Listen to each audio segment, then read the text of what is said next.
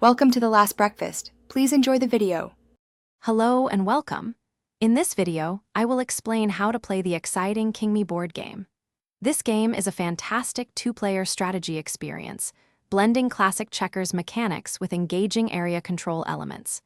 Your main goals are to capture your opponent's pieces, strategically control various territories across the board, and skillfully manage the kingdom track. The game board itself is quite unique, featuring special crown spaces and river spaces that add intriguing twists to the gameplay. Each player begins with 12 checkers, placed on their designated starting positions.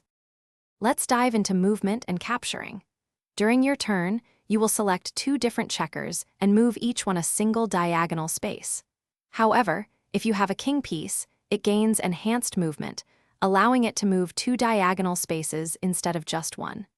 A key part of the game involves capturing your opponent's pieces by jumping over them diagonally, removing them from the board.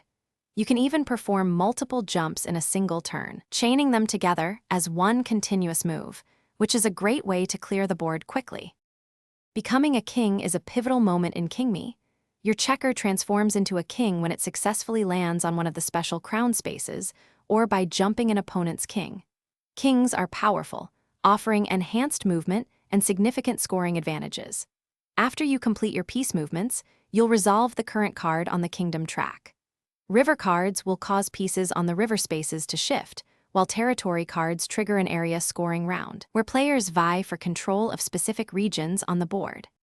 The game of King Me reaches its exciting conclusion when the very last card from the deck is triggered. At this point, it's time for scoring.